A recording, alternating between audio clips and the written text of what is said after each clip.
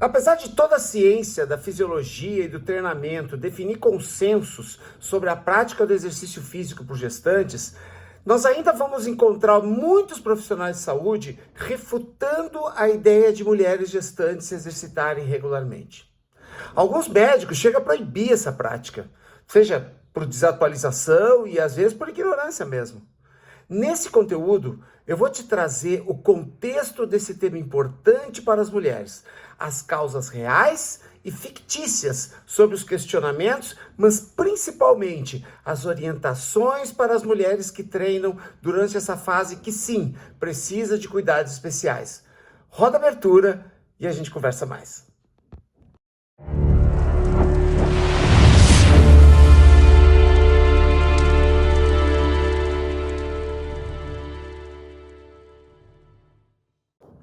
Opa, tudo bem? Bem-vindos ao canal de treinamento e estilo de vida PaleoX. Eu sou Paulo Magu, um profissional de fitness com especialização em ciências e medicina esportiva que atua com homens e mulheres, entre elas muitas gestantes, há mais de 35 anos. Já deixa o teu like para me ajudar a viralizar esse vídeo e se inscreve no meu canal para me ajudar também a dedicar mais tempo e energia em pesquisa e continuar meu trabalho por aqui. Afinal, quem não deseja mais vigor físico, sexual e ficar mais bonito pelado, hein? Muito bom.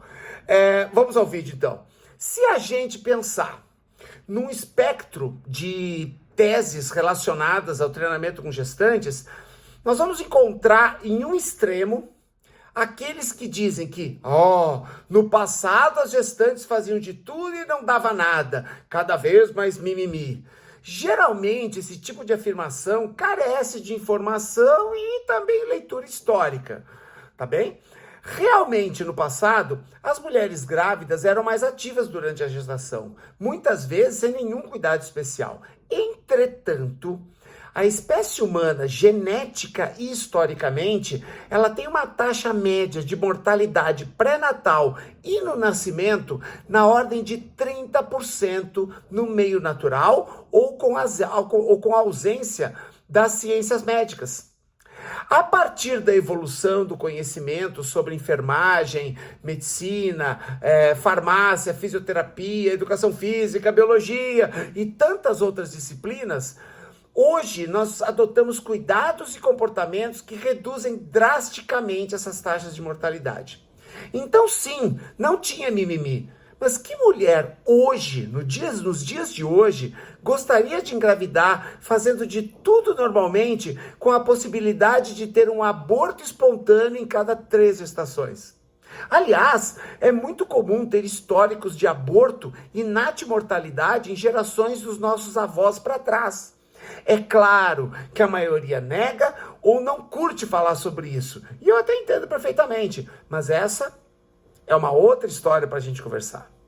Agora, de um outro lado, estão aqueles que proíbem a gestante de praticamente se mexer, indicando repouso ou, no máximo, fazer hidroginástica.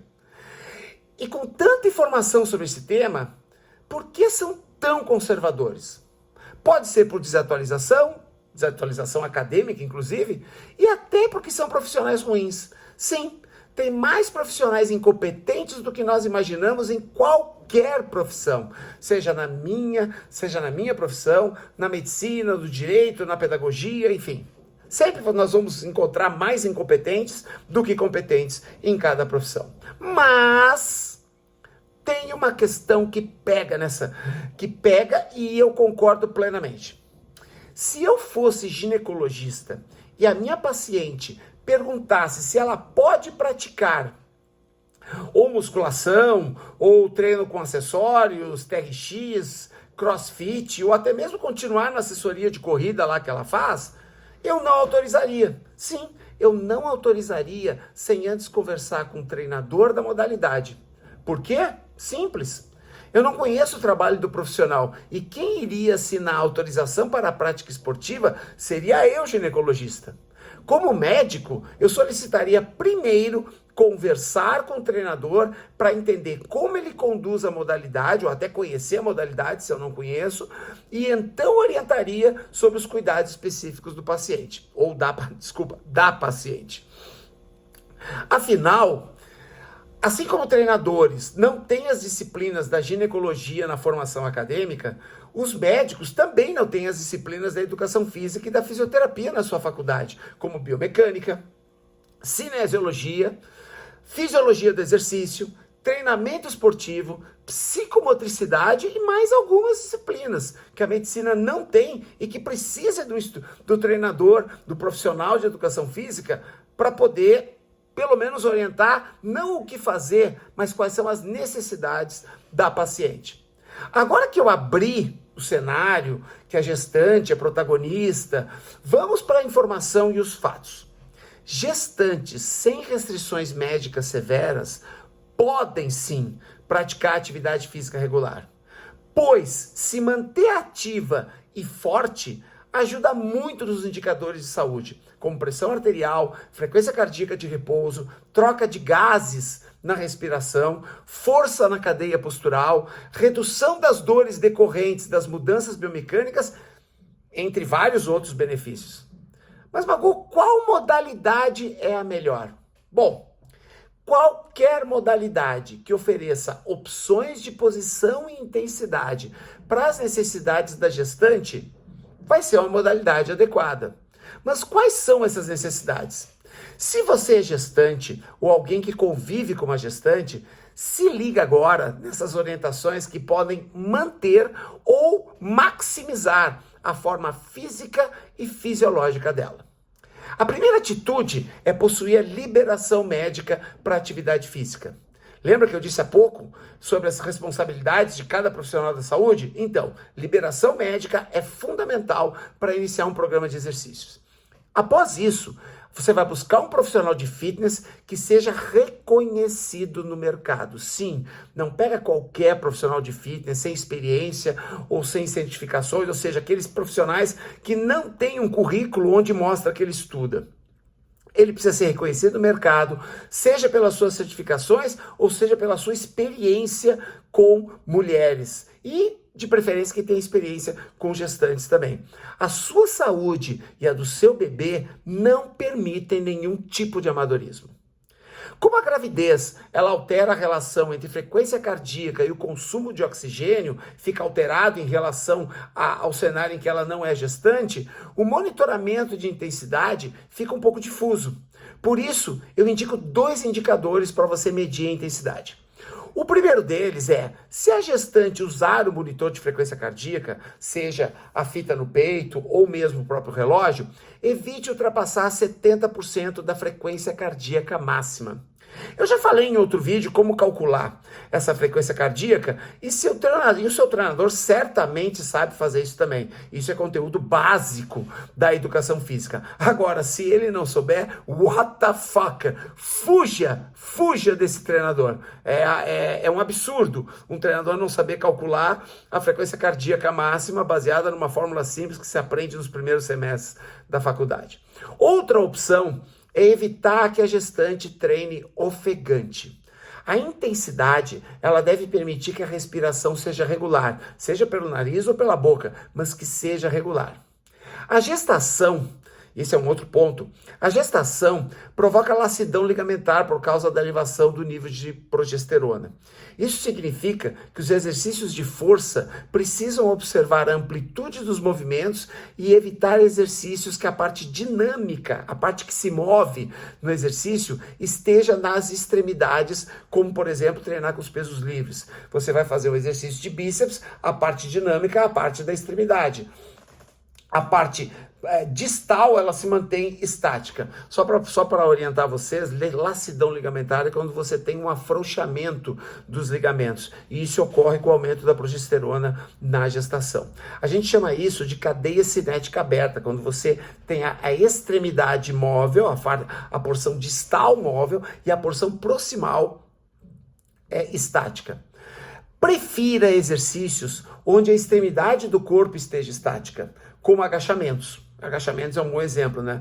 A extremidade, que são os pés, elas estão estáticas e o resto do corpo se movimenta. Nesse aspecto, o treinamento suspenso TRX, ele é recomendado, justamente porque a maioria dos exercícios são em cadeia cinética fechada. A extremidade fica móvel e você movimenta mais o seu corpo dentro, usando o mesmo músculo, da mesma forma, só que com a extremidade estática, o que a gente chama de porção distal estática.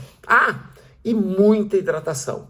Beba água antes, durante e depois dos treinos. Ainda, evite prender a respiração para vencer a resistência dos exercícios. Esse é um reflexo natural quando você treina mais pesado, e nós chamamos isso na fisiologia de manobra de Valsalva. Mas nesses 9 meses, você deve respirar o tempo inteiro para evitar o aumento da pressão arterial causado por essa manobra. Treine com exercícios dinâmicos e deixe os exercícios com isometria, que são aqueles exercícios estáticos, progressivamente de fora na medida que a gestação vai progredindo até o 9º mês. A isometria é um dos aspectos que leva naturalmente, leva inconscientemente a essa manobra de Valsalva. Da mesma forma, treine sempre com a cabeça acima da linha do coração. Sem posições de pico, né? Posições em que o quadril fica mais alto que a cabeça para baixo, e depois dos 6 meses, até mesmo a prancha, ela necessita de alguns cuidados, justamente por causa também da pressão arterial. Na medida que a barriguinha vai se dilatando, evite exercícios de decúbito ventral, que é com a barriga para baixo, né? Exercícios no chão com a barriga para baixo, ou mesmo que não seja no chão, mas exercícios em que a barriguinha fica para baixo. E vá migrando mais para os exercícios em pé, já que o equilíbrio do corpo ele fica comprometido na gestação devido à mudança biomecânica. As costas começam a sobrecarregar e o treinamento em pé ele vai ajudar muito para enfrentar essa fase. São recomendações genéricas que vão servir para a maioria das mulheres nessa fase, mas é fundamental que a médica ou o médico atualize o quadro clínico para prevenir complicações de última hora. Eu também recomendo que, se possível, as mulheres procurem um profissional da nutrição para alinhar a alimentação em cada momento da gestação, já que os hormônios eles viram uma bagunça nessa época. Eu tenho certeza que você não conhecia algumas das dicas que eu te dei. Então retribui isso com o teu like, comentários, dúvidas, críticas talvez, e se quiser receber mais conteúdo, se inscreve que isso ajuda muito esse pequenino canal a crescer. Segue ainda 2 vídeos que eu indico para complementar, tá aqui ó, os 2 vídeos, para complementar esse conteúdo e o meu arroba para me encontrar no Instagram, Facebook ou aqui mesmo no YouTube e conhecer a mentoria PaleoX para homens acima de 35 anos que aumentam o vigor físico, sexual e ficar mais bonito pelado. Evolução. Simples assim.